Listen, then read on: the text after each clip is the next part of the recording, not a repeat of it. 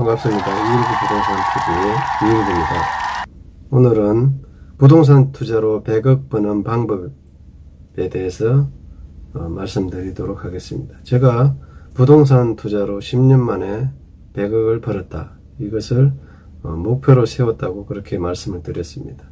그러면 그게 여러분들이 생각하기에 저 허황된 생각을 하고 있구나, 허황된 꿈을 꾸고 있거나 비현실적이야, 현실성이 없어, 이렇게 말씀하실 수도 있겠죠. 하지만 저는 거기에 따른 구체적인 방법을 가지고 있습니다. 그냥 이야기한 게 아니고요. 당연히 될 수 있는, 가능성이 있는 방법을 이야기했을 뿐입니다. 현실성이 있어야 되겠죠.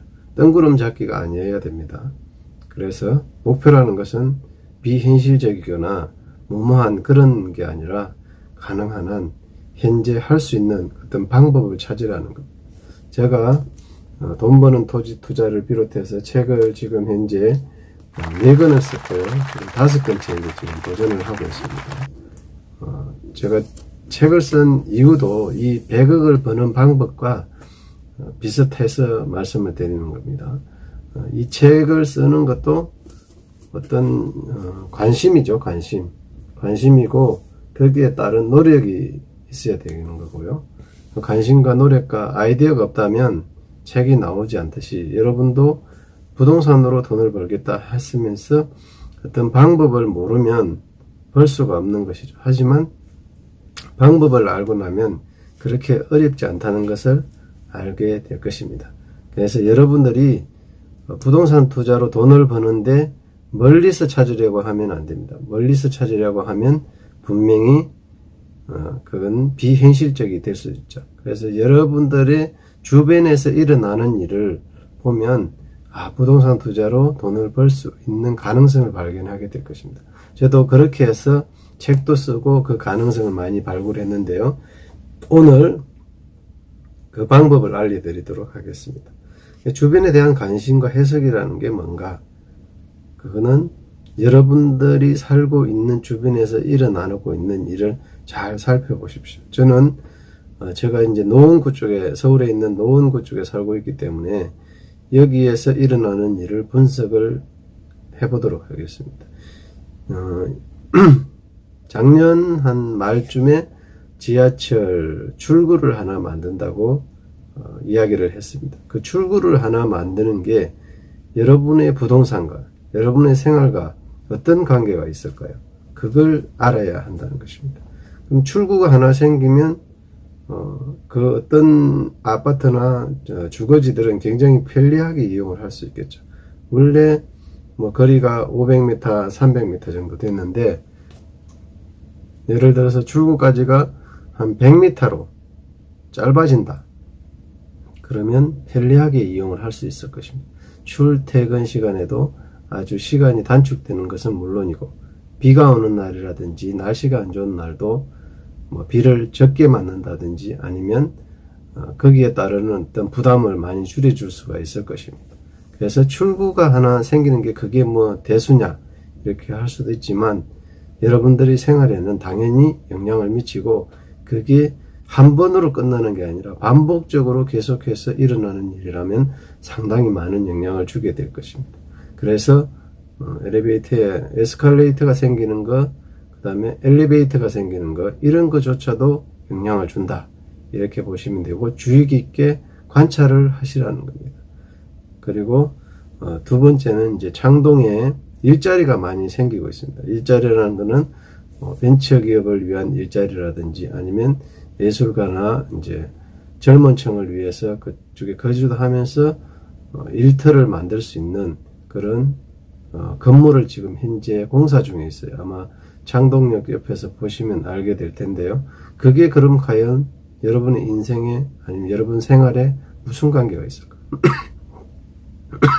그런 걸 잘 분석해 보는 게 부동산 투자가 아닐까 합니다. 거기에 아마 예를 들어서 1000명 정도의 일자리가 생긴다.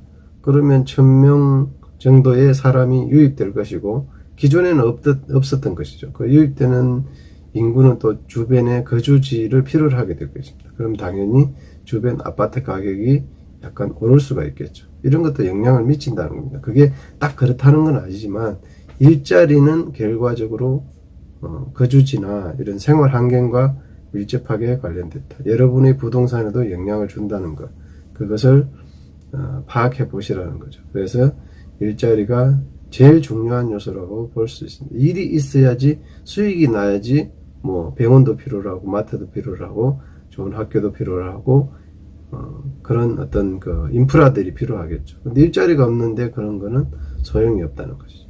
왜냐하면 이 노원구가 아파트 가격이 그렇게 오르지 않는 것은 주변에 대기업이라든지 좋은 일자리가 많이 없기 때문입니다. 일자리가 많이 생긴다면 아파트도 가격 상승을 하게 될 것이다. 물론 제가 뭐 가격을 오르라 한다고 오르는 것도 아니고 그렇게 뭐 크게 바라는 것도 아니지만 환경이 점점 달라짐으로 해서 여러분의 재산에도 영향을 준다, 이렇게 보시면 되고요.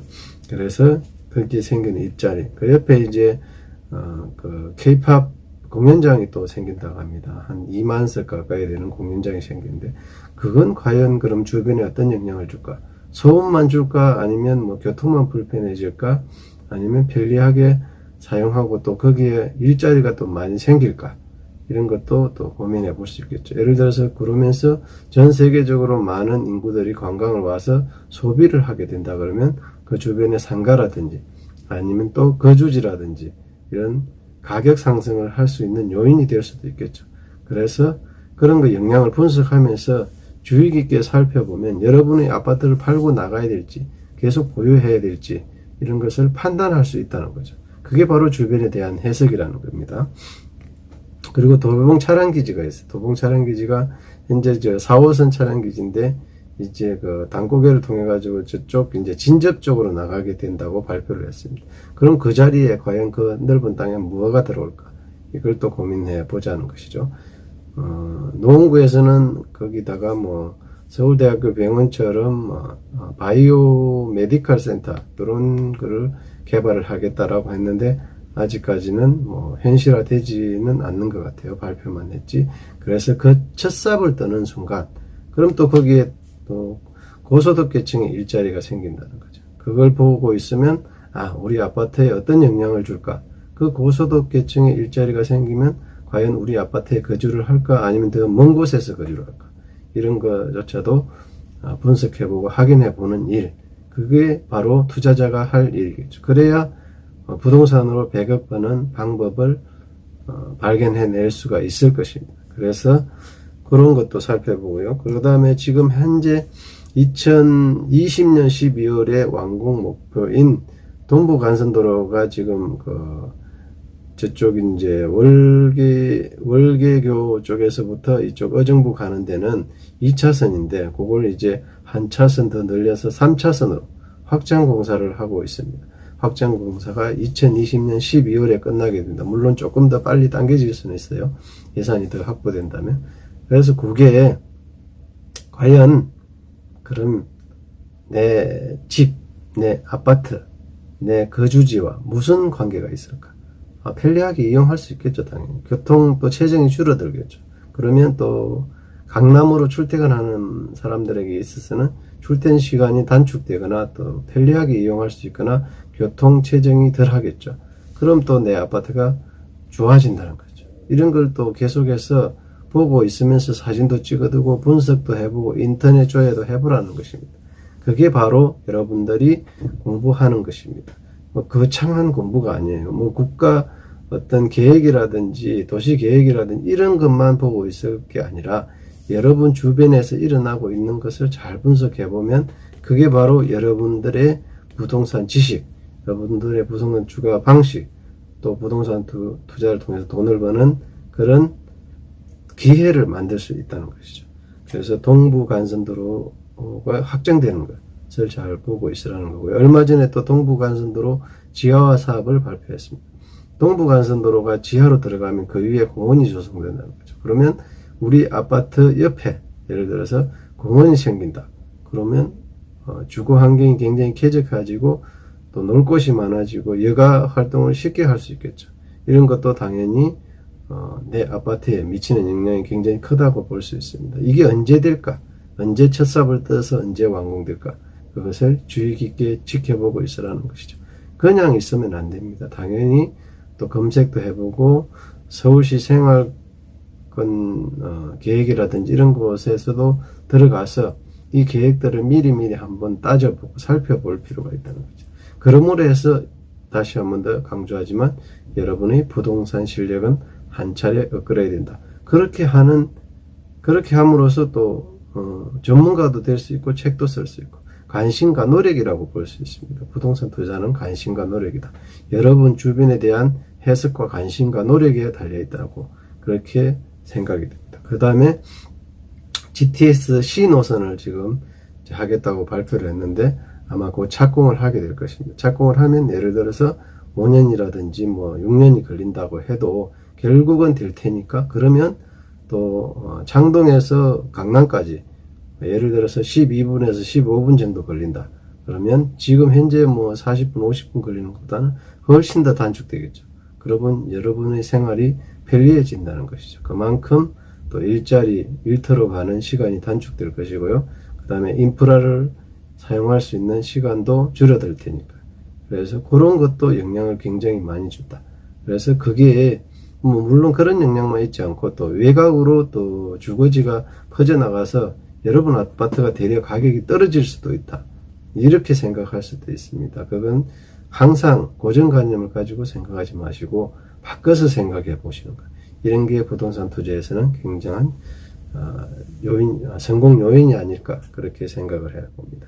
그래서 이상으로 제가 일어나는 주변의 해석을 통해서 이게 확대되면 전국의 어떤 교통망이라든지 전국의 부동산 개발도 마찬가지로 관심과 해석에 달려 있다는 것입니다. 그래서 뉴스도 살펴보고 신문도 보고 매스컴을 들을 때도 그냥 듣지 마시고 관심과 또 해석을 통해 가지고 여러분의 것으로 만든다면 부동산으로 100억을 버는 날도 얼마 남지 않았다. 이렇게 생각하시면 될 것입니다. 지금까지 내용이 좋았다면 좋아요, 구독 꼭 부탁드리고 댓글도 남겨주시면 또 제가 답변 달아드리도록 하겠습니다. 궁금한 것은 언제나 댓글 달아주시고요. 또 책을 쓰고 싶은 분이나 부동산 강의를 듣고 싶은 분은 저한테 연락을 주시면 제가 알려드리고 좋은 코치가 되어드리도록 하겠습니다. 219 부동산 TV의 작가 219였습니다. 감사합니다.